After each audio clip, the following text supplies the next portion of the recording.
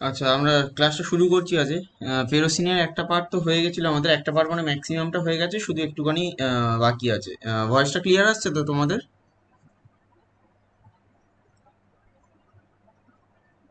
Yes sir, ঠিক আছে। আচ্ছা, ঠিক আছে। যেটা আমরা পড়েছিলাম আপাতত, যে ফেরোসিন কি, তার প্রিপারেশন, ল্যাব প্রিপারেশন, এবং কি কিছু তোমার ইন্ডাস্ট্রিয়াল প্রিপারেশন একটা এবং দুটো ল্যাব প্রিপারেশন। তার স্ট্রাকচার পড়েছিলাম, স্ট্রাকচারের বিভিন্ন পয়েন্ট পড়েছিলাম, এবং এটাও বলেছিলাম যে স্ট্রাকচার আমাদের সিভিএর পার্সপেক্টিভে অতটা ইম্পর্টেন্ট নয়, কিন্তু অন্যান্য কোনো কম্পিটিটিভ এক্সামের জন্য ইম্পর্টেন্ট হতে পারে। স্ট্রাকচারটা পড়ে রাখাটা ভালো। এরকম নয় যে স্ট্রাকচারের প্রত্যেকটা পয়েন্ট আমি একদম সেই মুখস্থ করবো, তা নয়, কিন্তু স্ট্রাকচারটাকে ওভারঅল একটু মনে রাখাটা উচিত। সেখানে বিভিন্ন ধরনের কনফরমেশন, এবং সেই কনফরমেশনের মধ্যে রোটেশনাল এনার্জি কিভাবে একটা কনফরমেশন থেকে আরেকটা কনফিগারেশন আমার চেঞ্জ হচ্ছে অথবা তৈরি হচ্ছে, সেটা দেখেছিলাম। আর তার বিভিন্ন ধরনের রিয়াকশন, যেরকম অক্সিডেশন রিয়াকশন, অ্যাসাইলেশন বা acetylation, alkylation, Mannich reaction, sulphonation, nitration, এই অবধি আমরা করেছিলাম। কারণ নাইট্রেশনে আমরা কি দেখেছিলাম, নাইট্রেশন আমাদের নর্মাল প্রসেসে হয় না, একটা কনভেনিয়েন্ট নর্মাল প্রসেস অথবা কনভেনিয়েন্ট মেথড, যেটা মানে সোকল্ড আমরা যেটা করি কনসেন্ট্রেট HNO3 আর কনসেন্ট্রেট H2SO4 দিয়ে, সেই দিয়ে আমাদের নাইট্রেশনটা হয় না। নাইট্রেশনটা তাহলে আমাদের অন্য প্রসেসে করতে হবে। কারণ সেই দিয়ে যদি নাইট্রেশন করতে যাই, তাহলে in presence of strong acid medium কি হয়, in presence of strong acid medium সেটা অক্সিডাইজ হয়। কারণ স্ট্রং অ্যাসিডটা অক্সিডাইজিং এজেন্ট হিসেবে এখানে কাজ করছে। তাই iron to take an iron plus, sorry sorry sorry, এটা ভুল বললাম তোমাদের। স্ট্রং অ্যাসিডের প্রেজেন্সে কি হয়, আমাদের ওটা অ্যাসিড হিসেবে কাজ করছে এবং এইচ প্লাস ডোনেট করছে। এইচ প্লাস যদি ডোনেট করে, তাহলে আয়রন একটা এইচ প্লাস নিচ্ছে এবং অল ওভার একটা পজিটিভ চার্জ আসছে। এবং আয়রন যদি একটা এইচ প্লাস নেয়, তাহলে কি হচ্ছে, একটা হাইড্রোজেন এক্সট্রা আসছে। হাইড্রোজেন যদি এক্সট্রা আসে, তাহলে কি হলো, দুটো আমাদের যে সাইক্লোপেন্টাডাইনাইল রিং ছিল, দুটো সিপি রিং, এই দুটো সিপি রিং এর মধ্যে একটা রিপালশন হালকা তৈরি হবে, কারণ মাঝখানে হাইড্রোজেনটা ঢুকেছে। কারণ সব কার্বনে অথবা সব কার্বন হাইড্রোজেন বন্ডগুলো আর প্যারালাল নেই। সেই রিপালশনের জন্য পুরো স্ট্রাকচারটা একটা বেন্ড স্ট্রাকচারে পরিণত হবে। এটা হচ্ছে নাইট্রেশন ছিল। কিন্তু নাইট্রেশন অ্যাকচুয়ালি কিভাবে হয়, কারণ নাইট্রো গ্রুপটাকে তো আলটিমেটলি আমায় ঢোকাতে হবে, সেটা আমরা এখনো পর্যন্ত পড়িনি। সেটার জন্য বলছি, সেটার জন্য তোমরা আপাতত কি করবে, আপাতত নাইট্রেশনটা এখানে আর কিছু লিখতে হবে না, নাইট্রেশন বলে ছেড়ে দাও। আমরা নাইট্রেশন যে কিভাবে হয় সেটা আমরা পরে, মানে অন্যান্য বা অন্য যে কোন প্রসেস হয় সেটা আমরা পরে দেখব। আচ্ছা, তারপরে তোমরা যেটা করবে আপাতত, তোমরা 7 নম্বর পয়েন্ট করো। 7 নম্বর পয়েন্ট করে লিখবে reaction with mercuric acetate. Reaction with mercuric acetate, তার আন্ডারে লিখবে ফেরোসিন রিয়াক্টস উইথ HgOAC, মানে ferrocene reacts with HgOAC to give mono and di substituted products. To give mono and di substituted products, full stop. The substituted derivatives of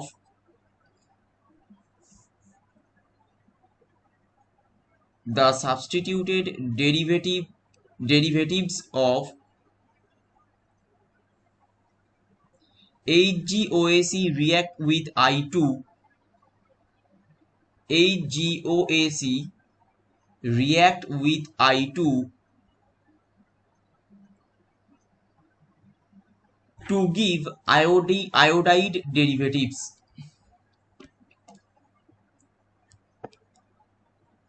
To give iodide derivatives.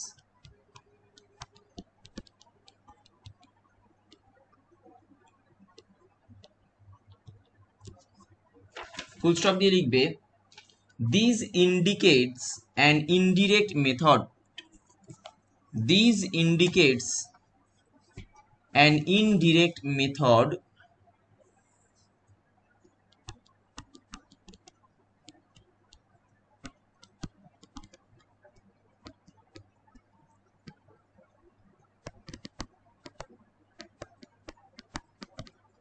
for carrying out for carrying out iodination of ferrocene.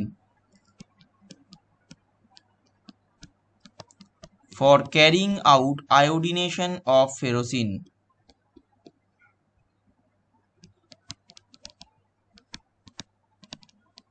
Full stop বলে reaction দুটো লেখো।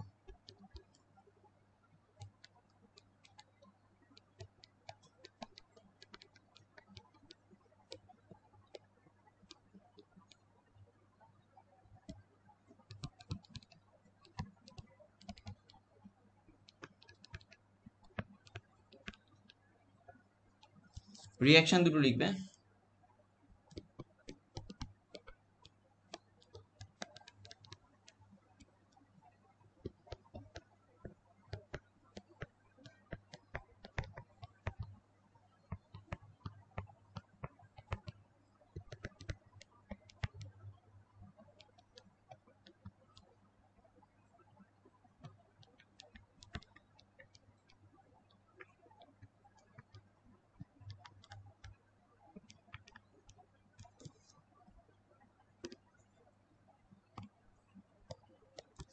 আচ্ছা, স্লাইডটা পুরো দেখা যাচ্ছে তো? যে reaction গুলো লিখেছি পরিষ্কার এসছে তো?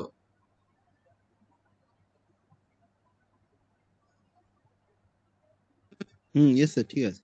ঠিক আছে।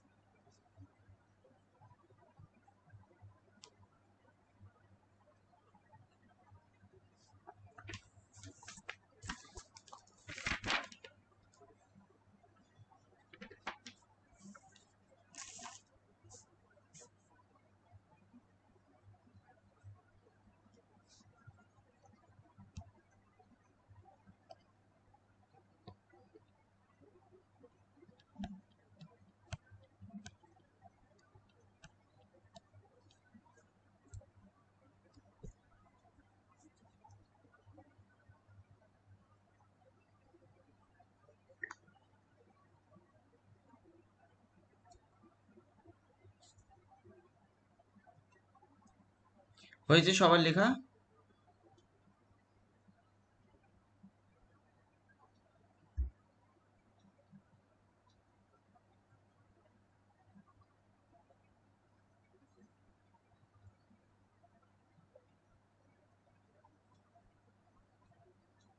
স্লাইড চেঞ্জ করছি তাহলে আমি। লাস্ট একটা রিয়াকশন লেখো, সেটা হচ্ছে রিয়াকশন উইথ, এটা 8 নম্বর পয়েন্ট হবে। Reaction with alkyl lithium. Reaction with alkyl lithium, তার আন্ডারে লিখবে ferrocene reacts with n butyl lithium. Ferrocene reacts with n butyl lithium to give mono and dilithium substituted derivatives. To give mono and dilithium substituted derivatives.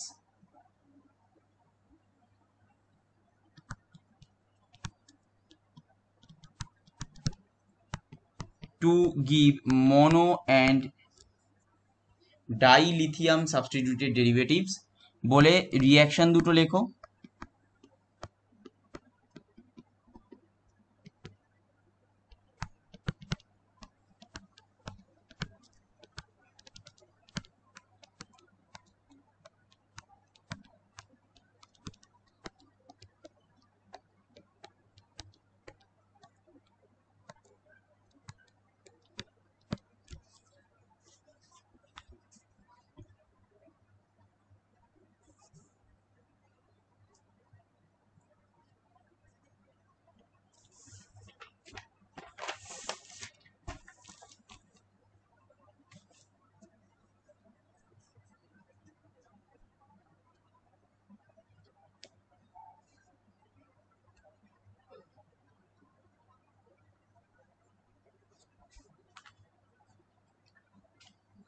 Reaction দুটো লেখার পর একটা sentence লেখো নিচে, the mono and dilithium derivatives are very useful.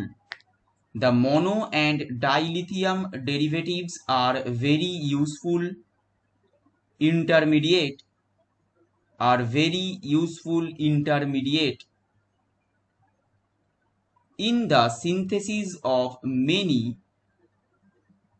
Sir একটু in repeat করুন। the mono and dilithium derivatives are very useful intermediate are very useful intermediate in the synthesis of many in the synthesis of many ferrosinyl derivatives ferrosinyl derivatives ferrosinyl derivatives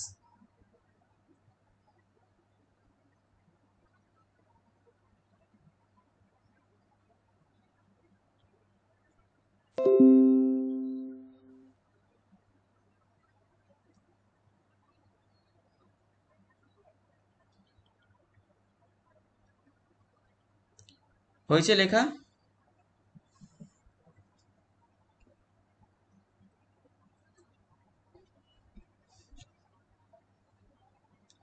লেখা হয়েছে? Yes sir. আচ্ছা, শুধুমাত্র এই দেখো আমরা যেটা বলেছি যে এই ফেরোসিনাইল যে তোমার মনোসাবস্টিটিউটেড ডাইসাবস্টিটিউটেড লিথিয়াম আসছে, সেখান থেকে আমরা অন্য প্রোডাক্ট ফর্ম করতে পারি।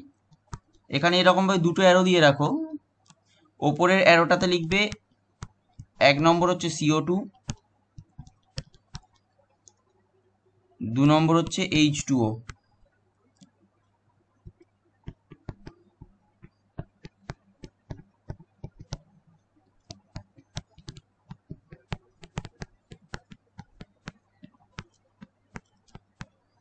তাহলে আমার এখানে COOH ইনকর্পোরেট হয়েছে। আর এই যে অ্যারোটা দিয়েছি, এই অ্যারোটাতে আপাতত কিছু লিখো না। নিচের যে অ্যারোটা আছে আপাতত কিছু লিখো না, এটাকে একটু ফাঁকা রেখে দাও। 2 স্টেপ রিয়াকশন হবে, আপাতত কিছু লিখতে হবে না।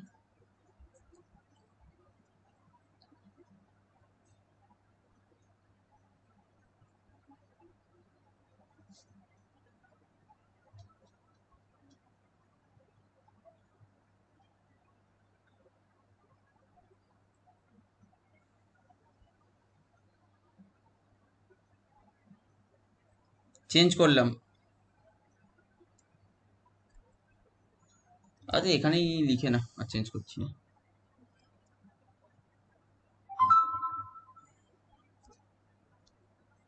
এখানেই লিখে দিই।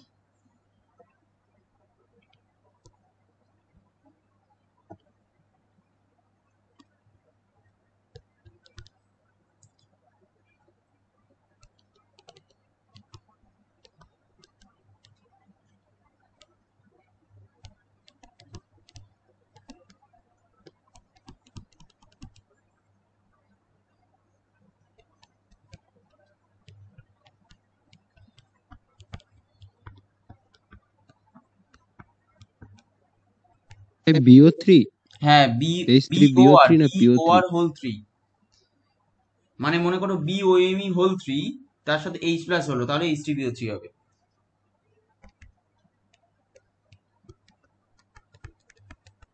মানে আমরা H3BO3 ইউজ না করে ওটা করতে পারি, সেটা বলছি আমরা।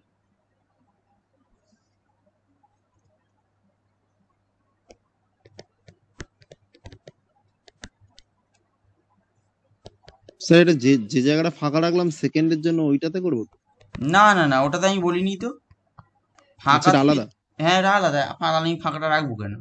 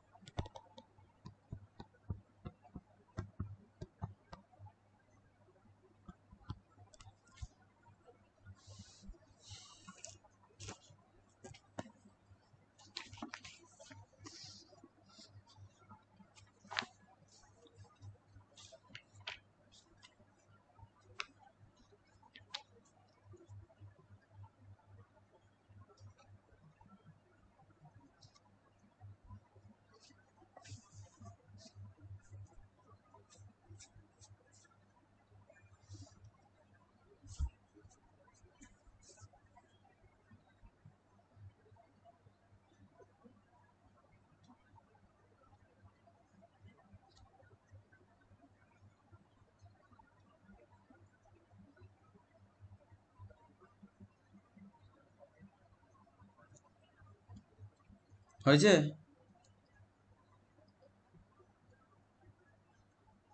হ্যাঁ sir.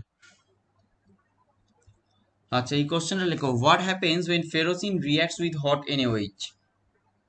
What happens when ferrocene reacts with hot NaOH?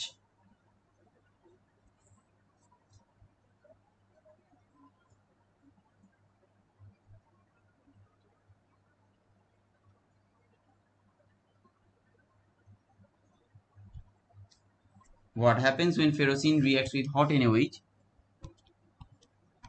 দেখো হট NaOH এ কি হয়, যদি আমি ফেরোসিন নিই আর তার সাথে যদি আমি হট NaOH দিই, হট NaOH অ্যাকচুয়ালি কি দেখো, এমনি তো আমার বেসিক রিএজেন্ট নর্মাল,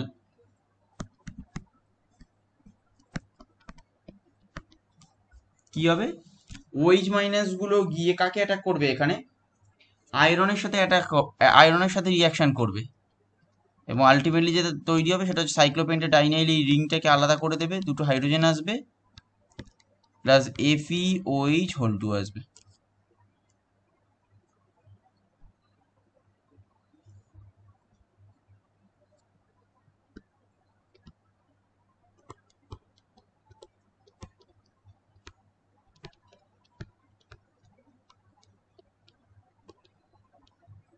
সাইক্লোপেন্টাডাইন তৈরি হবে।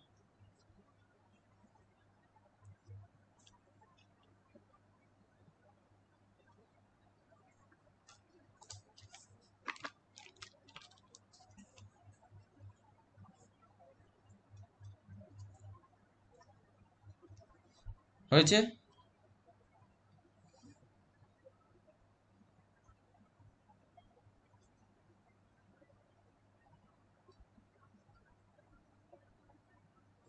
হয়েছে?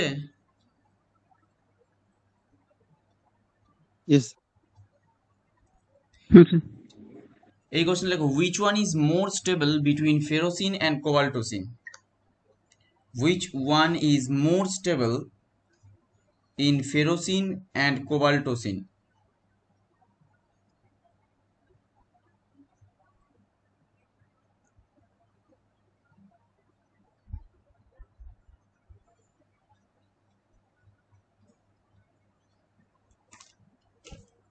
ফেরোসিন অ্যান্ড স্যার আগের কোবাল্টোসিন। স্লাইডটা আরেকবার দেখেন একটু। ঠিক আছে, দেখো। আগের স্লাইডটা একবার দেখেন একটু।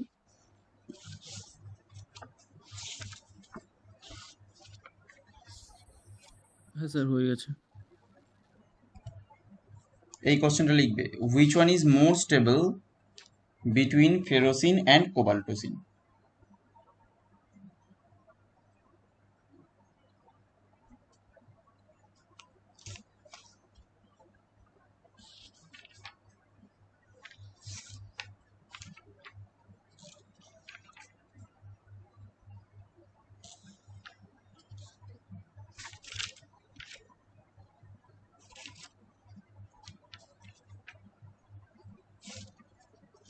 আচ্ছা, আমি যে তোমাদের রেফারেন্স স্টাডি ম্যাটেরিয়াল দিয়েছিলাম ফেরোসিনের, তাতে এমোটা কি ছিল?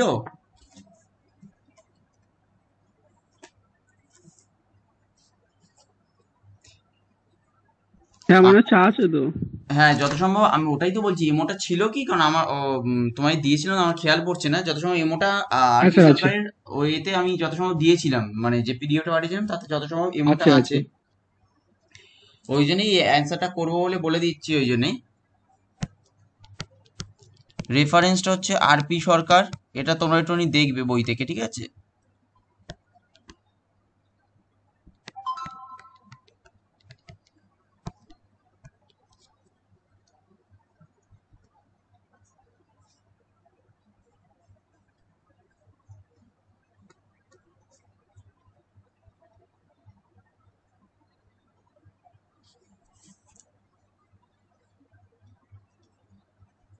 হয়েছে?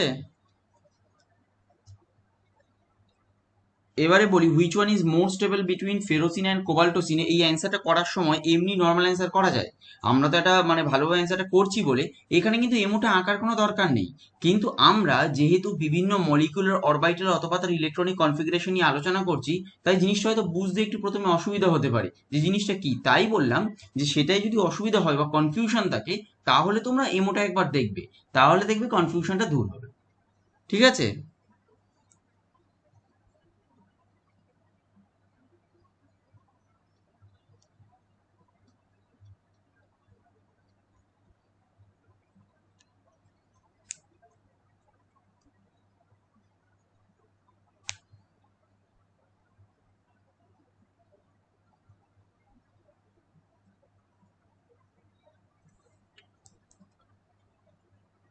আচ্ছা, অ্যান্সারটা এখানে লিখবে। অ্যান্সারটা শুরু করছি। অ্যান্সারটা লেখো, in ফেরোসিন metal atoms can be considered as neutral. In ferrocene, metal atom can be considered as neutral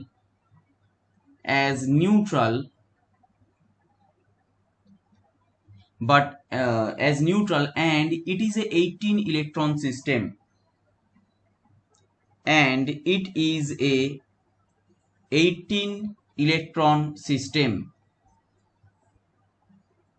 ব্র্যাকেটে লিখে রাখো শো ইলেকট্রনিক ক্যালকুলেশন। ব্র্যাকেটে লিখে রাখো শো ইলেকট্রনিক ক্যালকুলেশন, কিভাবে 18 ইলেকট্রন আসছে সেটা দেখাবে। ব্র্যাকেটে লেখো show electronic calculation, bracket close, comma, but cobaltocene is a 19 electron system. But cobaltocene is a 19 electron system. ব্র্যাকেটে লিখে রাখো শো ইলেকট্রনিক ক্যালকুলেশন। ব্র্যাকেটে লিখবে show electronic calculation, bracket close, full stop. তাহলে আমরা এটা আপাতত বলে দেবো একটা 18 ইলেকট্রন সিস্টেম আর একটা 19 ইলেকট্রন সিস্টেম, এবং ওই জন্য আমার ফেরোসিন বেশি স্টেবল। তাছাড়া আর একটা জিনিস আমরা বলতে পারি যে ইন ফুল স্টপ দাও, ওখানে ফুল স্টপ দিয়ে নেক্সট প্যারা থেকে শুরু করবে। In Emo diagram, comma,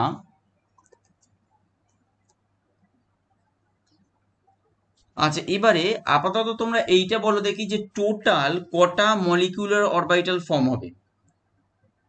total কটা মলিকিউলার অরবিটাল ফর্ম হবে? যে কটা অ্যাটমিক অরবিটাল আমার পার্টিসিপেট করবে সে কটা মলিকিউলার অরবিটাল হবে, কিন্তু টোটাল কটা তাহলে মলিকিউলার অরবিটাল হবে সেটা আগে বলো দেখি।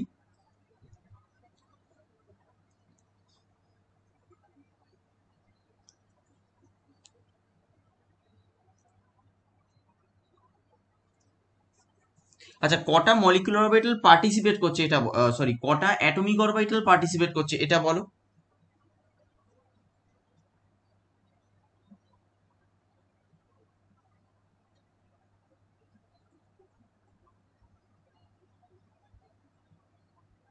স্যার মেটালটার ডি অরবিটালটা পার্টিসিপেট করে বোধহয়। ডি অরবিটাল করবে 4s and 4p, এই পুরোটা করবে, 4sটা করবে এবং আর 4pও করবে। 4pটাও করবে, হ্যাঁ হুম, হ্যাঁ হ্যাঁ হ্যাঁ, কারণ ওটা তো আমার অবশ্যই। ভ্যালেন্স, এইগুলো করবে। আর এদিকে কি আছে, হুম। এদিকে 5টা করে আছে, তাহলে 10টা, তাহলে টোটাল 8 আর 10 18টা অরবিটাল হওয়া উচিত। এখানে মলিকুলার অরবিটাল হবে 19টা, কারণ একটা আমার নন বন্ডিং এ থাকছে। তাহলে টোটাল সেই ক্ষেত্রে আমার অ্যাকচুয়ালি 19টা আসছে, কিন্তু তাহলে আমার এটা অ্যাটমিক অরবিটালে যেটা আসছে সেটা হচ্ছে 18টা total.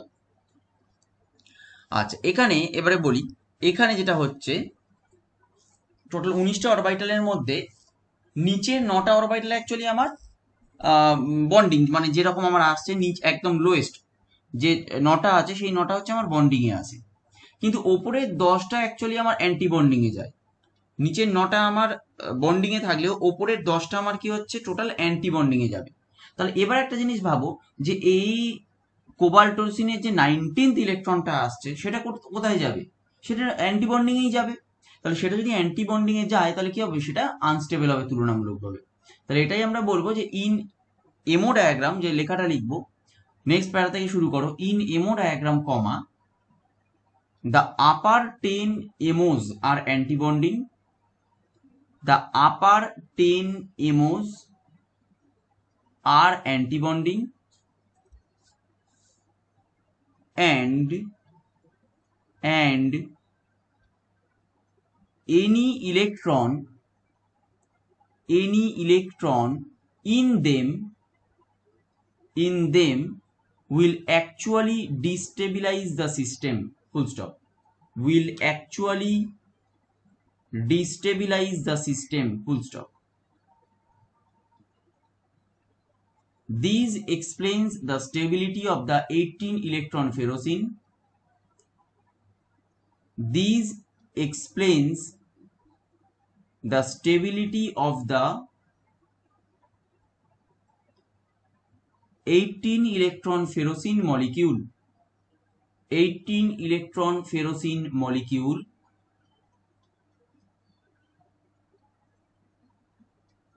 over 19 electron cobaltocene. Over 19 electron cobaltocene. Full stop. আর একটা প্যারা করে লেখো, আর একটা প্যারা করো, প্যারা করে লিখবে as cobaltocene has 1 unpaired electron. কারণ দেখো আমার সবগুলো পেয়ার আপ হচ্ছে, তো 9টা অব্দি আমার 18টা হচ্ছে সবগুলো পেয়ার আপ, কারণ এর 19টা ইলেকট্রনে কি থাকবে, একটা ইলেকট্রন আমার তাহলে সিঙ্গেল পড়ে থাকবে, তাহলে সেই অনুযায়ী ফেরোসিন কি হওয়া উচিত, ডায়াম্যাগনেটিক, ওয়্যারএজ কোবাল্টোসিন কি হওয়া উচিত, প্যারাম্যাগনেটিক। এবং কোবাল্টোসিন সহজেই স্টেবল হতে পারে কিভাবে, একটা ইলেকট্রন যদি দিয়ে দেয় অথবা অক্সিডাইজ হয়, তাহলে আমার 18 ইলেকট্রন ফর্ম করবে। সেটাই একটু লিখবো আমরা যে as cobaltocene has 1 unpaired electron, as cobaltocene has 1 unpaired electron,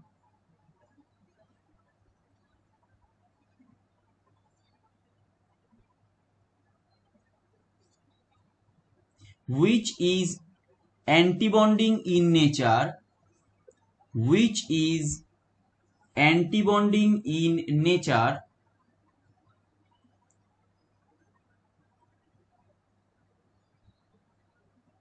comma, it readily loses 1 electron, it readily loses 1 electron, and the 18 electron cobaltocinium ion, and the 18 electron cobaltocinium ion,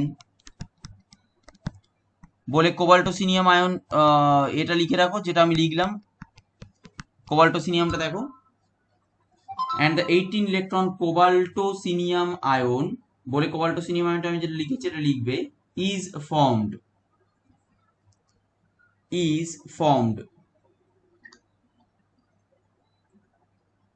full stop.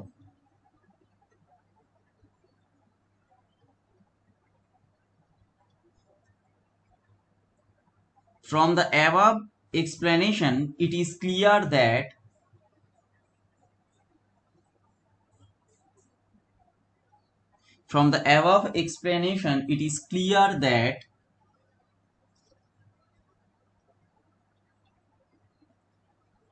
cobaltocene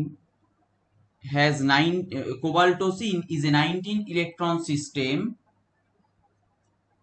Cobaltocene is a 19 electron system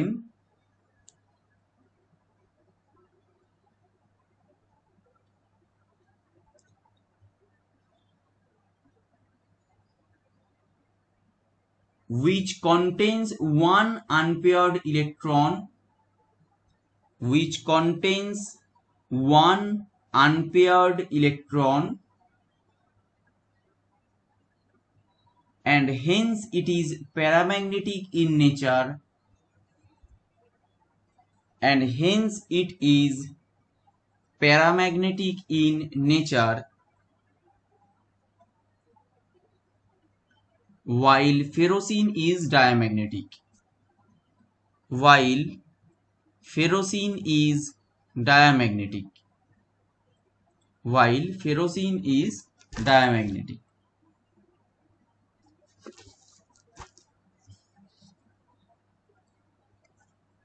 While ferrocene is diamagnetic.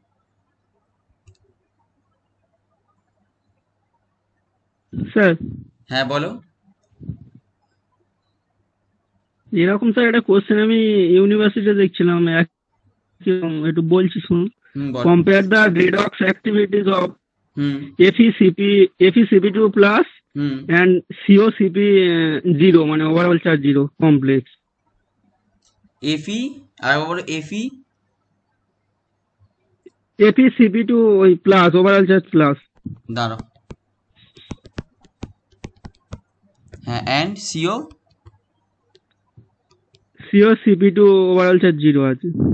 এবার তোমরাই বলো এটা রেডক্সের আচ্ছা এটা অন্য একটা স্লাইডে লিখি, একটুখানি দাঁড়াও, 1 মিনিট দাঁড়াও।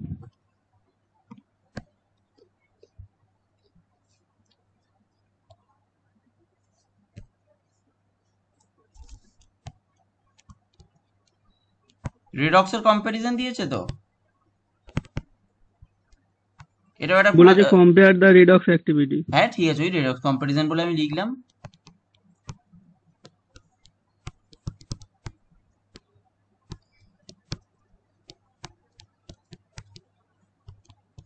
এটা আছে তো,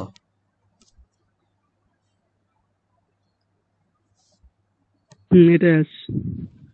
তোমরাই বলো এটা কি হবে। আচ্ছা কুইজটা তো শুরু করব, কিন্তু বাপ্পা আর সৌম্য এরা তো কেউ এলো না। সৌম্যর কি খবর একটুখানি কেউ প্রীতম একটু জিজ্ঞাসা করতে পারবে না?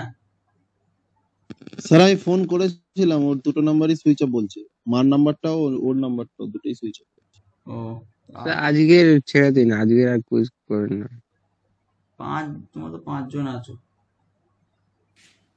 ওরা এলে তাহলে হবে না, অন্যরা এলে তারপর হবে। কিন্তু সে তো স্যার, বলেও নি, ওরা বলছি যদি এটা কালকে বলতো সেরকম হলে আমি ইয়ে করতাম, এমনি পোস্টপোন করে দিতাম। বলেও তো নিজে আজকে, অপূর্ব শুধুমাত্র বলেছিল, আমি ভেবেছি বাকিরা হয়তো থাকবে। ঠিক আছে, অসুবিধা নেই, স্যার এই এটা তো হয়ে যাক। এপিসিপি হোল টু প্লাস যেটা, হুম ওটা স্যার একটা ইলেকট্রন তো মানে একটা ইলেকট্রন তো ছেড়ে দিচ্ছে, মানে ওটা কি 17 ইলেকট্রন রুল হচ্ছে তো? হ্যাঁ, তাহলে এখন 17 এটায় ইলেকট্রন হচ্ছে। এখন এটায় কটা ইলেকট্রন আছে? এখন এটায় 17 ইলেকট্রন আছে, তাই তো? হ্যাঁ, আর এটা 19 এটা আছে। এখন আছে 19 ইলেকট্রন। তাহলে দুজনের ক্যারেক্টারিস্টিক কি হতে চাইবে? এ কি তাহলে চাইবে? এ এবি 18 নিশ্চয়ই একটা ইলেকট্রন ইলেকট্রন ফর্ম নিতে চাইবে। এ 18 ইলেকট্রন ফর্ম করতে চাইবে by gaining 1 sorry, by losing 1 by electron. Reducing, হ্যাঁ, আর এ 18 ইলেকট্রন ফর্ম করতে চাইবে বাই গেইনিং 1 ইলেকট্রন। তাহলে এই 70 ইলেকট্রন থেকে যে 18 ইলেকট্রন হচ্ছে, এটা কি হচ্ছে? এটা রিডাকশন হচ্ছে। Reduction sir. আর এখান থেকে যেটা হচ্ছে এটা কি হচ্ছে? এটা অক্সিডেশন হয়েছে। এই অক্সিডেশনটা কার হয়েছে আর এই রিডাকশনটা কার হয়েছে? Metal ion. এই অক্সিডেশনটা হয়েছে COCP2 এর, তাই তো? তাহলে COCP2 এ নিজে অক্সিডাইজ হয়েছে। তাহলে এ নিজের অক্সিডাইজ হয়েছে মানে কি? এ অন্যকে রিডিউস করেছে। হ্যাঁ, এ তাহলে রিডিউসিং এজেন্ট হিসেবে কাজ করছে, মানে মোর রিডিউসিং এজেন্ট হিসেবে কাজ করছে।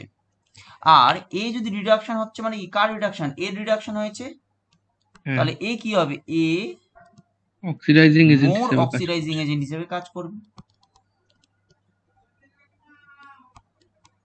দেখো, বুঝতে পেরেছো?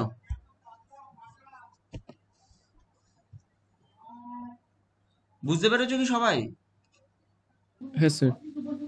কারণ FeCP2 প্লাস হচ্ছে সিম্পল 17 ইলেকট্রন রুল ফর্ম করছে, অথবা 17 ইলেকট্রন আছে। তাহলে এ চাইবে কি 18 ইলেকট্রন হতে, তাহলে এ নিজেকে রিডিউস করতে চাইবে। এ নিজেকে রিডিউস করতে চাওয়া মানে কি? এ oxidising in nature. whereas COCP2 19 electron আছে, এও 18 ইলেকট্রন ফর্ম করতে চাইবে, তাহলে এ নিজে অক্সিডাইজ হচ্ছে। তার মানে কি itself it is an reducing agent, or it will be reducing in nature. তাহলে এটাই হচ্ছে এদের মধ্যে রেডক্স কম্পারিজন, মানে একজন more prone to show oxidising nature, আর এ কি more prone to show reducing nature. অথবা একজন হচ্ছে অক্সিডাইজিং এজেন্ট হিসেবে কাজ করছে, আর একজন মানে কোবাল্টো ফেরোসিনিয়াম আয়নটা অক্সিডাইজিং এজেন্ট হিসেবে কাজ করছে, ওয়ারাস কোবাল্টোসিন কি হিসেবে কাজ করছে? আমার রিডিউসিং এজেন্ট হিসেবে কাজ করছে। ক্লিয়ার হয়েছে?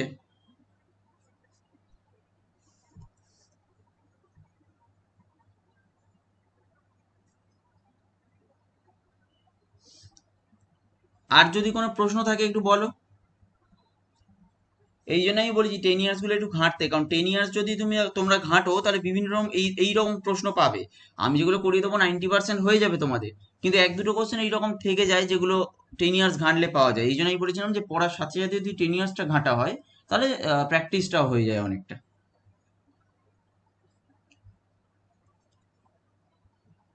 আর কোনো প্রশ্ন আছে কারোর?